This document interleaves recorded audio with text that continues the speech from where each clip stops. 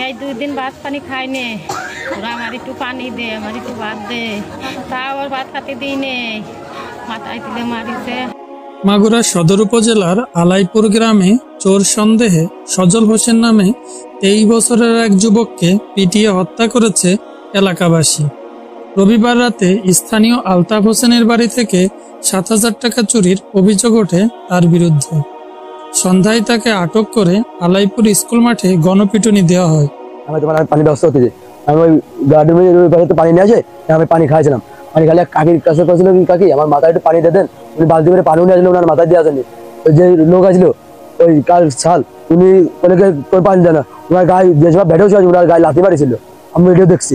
তারপরে আমি ভাই না গায়ে লাথি মারলেন করতে আপনি, তোমাকে কি শুনে পারবো নাই। তারপর আমার পর ওরা গরম হয়ে গেলো। আমি বললাম কি ভাই ধৈর্যটা ধরো, ইয়ার বেশিক্ষণ বাঁচবেন না, তোমার জুলপানে তোমাকে ভাই আমাকে কিচ্ছু হবে না, আমাকে দেখ পাতো।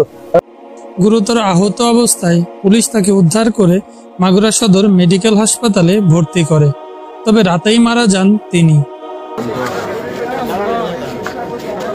নিহতের বাবা 27 জনকে আসামি করে হত্যা মামলা দায়ের করেছেন। পুলিশ এ ঘটনায় জড়িত সন্দেহে কয়েকজনকে আটক করে জিজ্ঞাসাবাদ করছে।